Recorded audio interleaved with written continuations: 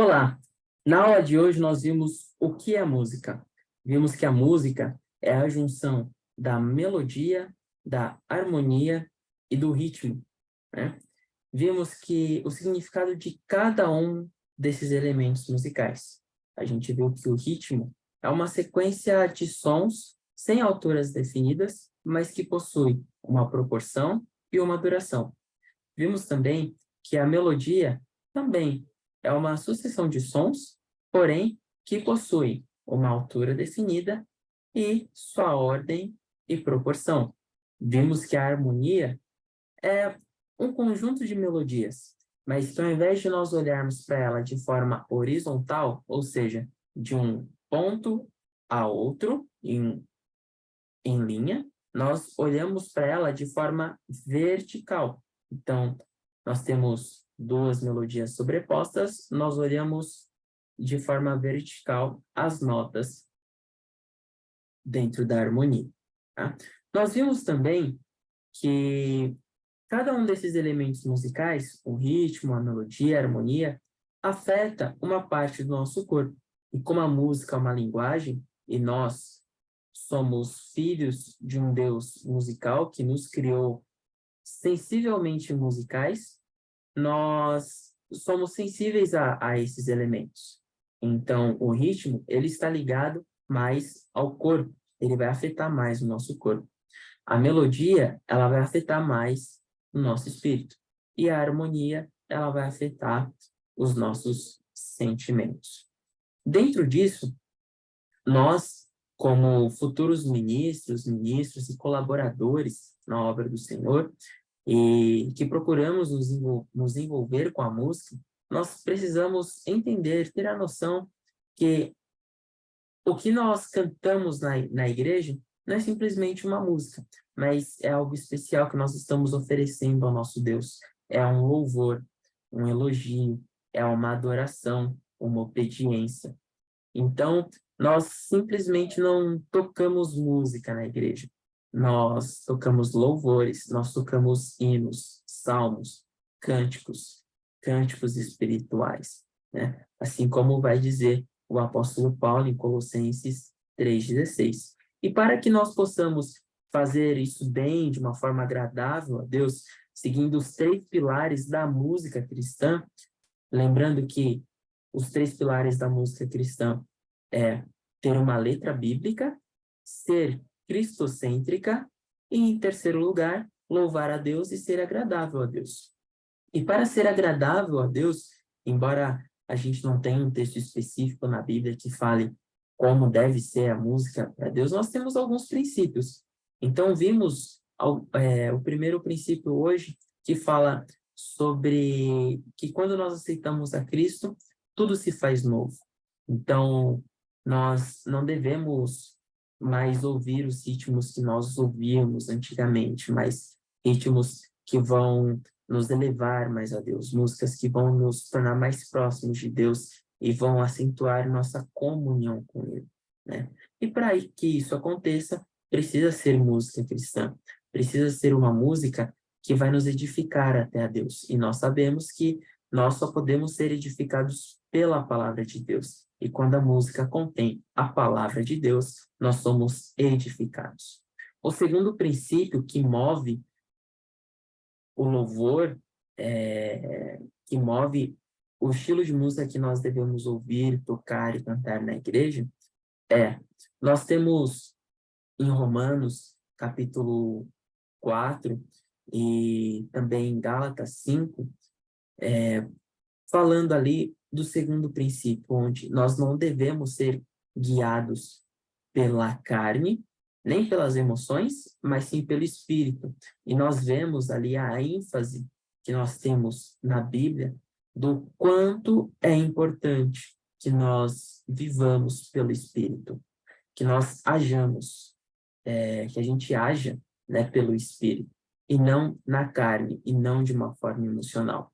E lembrando dos três elementos da música, né, que um afeta mais a carne, um mais o espírito e um mais a alma, qual desses elementos a gente deve mais acentuar na música cristã? o elemento que vai afetar mais o espírito, que é a melodia. Então, as músicas que nós tocamos, cantamos na igreja, ela não deve ter mais o ritmo se sobressaindo, ela não deve ter mais a harmonia se sobressaindo. Não, ela deve ter mais a melodia se sobressaindo. São esses hinos, são esses cânticos que são mais agradáveis a Deus.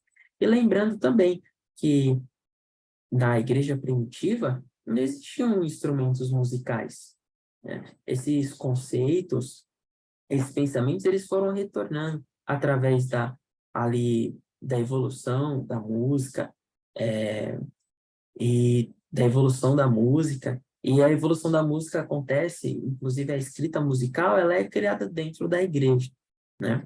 Ali, abrindo um parêntese histórico, existe um evento chamado a Ars Nova, que acontece entre o século XIV e o século XV, ali na região da França, Itália, onde os monges, os padres, eles antes escreviam, denotavam a música pela forma de comas, chamado de comas, que ao invés de as figuras rítmicas serem bolinhas, como nós vemos hoje, elas eram quadradinhos, né?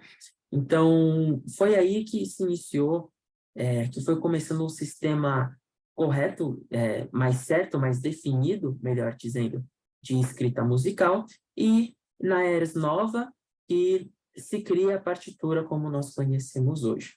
E aí chega, então, o período barroco, onde a gente vai ter Bach é, escrevendo peças para a igreja, para a igreja católica, entre outros movimentos que a gente vai tendo ao longo dos séculos. Bom, mas lembrando disso também, pensando que nosso espírito deve ser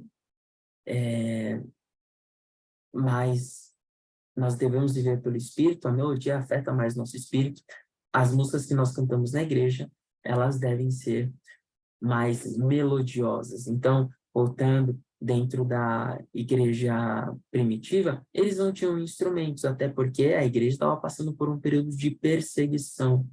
Então, a gente tem ali os crentes cantando hinos em uníssono, por isso hinos congregacionais, hinos da congregação, a gente cantava em uníssono, unissono, em um único som, em uma só voz. Nós temos referências disso também em crônicas, quando nós temos os cantores e até mesmo instrumentistas, né, quando oferecendo o sacrifício, o culto a Deus, né, Israel, enquanto estava ali no estava ali louvando ao Senhor, os levitas, eles tocando em uníssono, né? Indo guerrear, levando a arca da aliança, eles tocavam e cantavam em uníssono, não em divisão de vozes.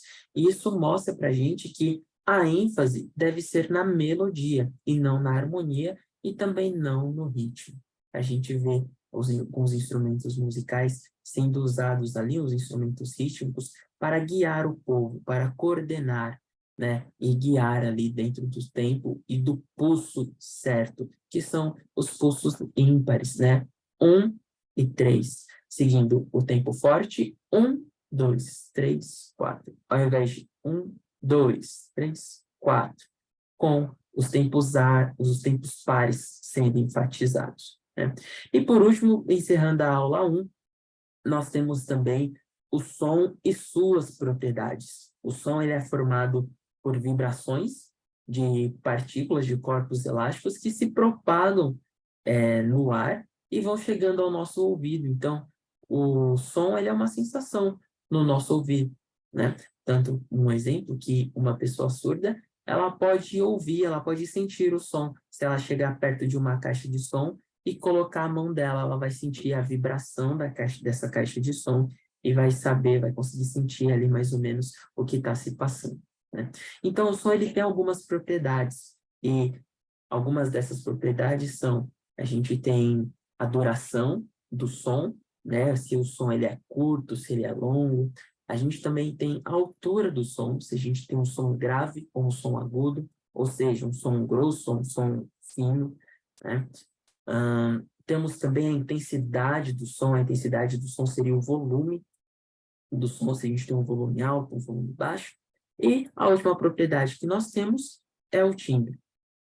O timbre é como se fosse ahn, os vários tipos de som que existem. Então, assim como cada um tem uma voz, né?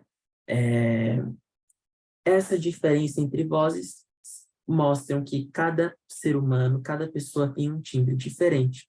Assim como o som do piano é diferente do som do violão, isso nos mostra que o piano tem um som, tem um timbre, e o violão tem outro timbre.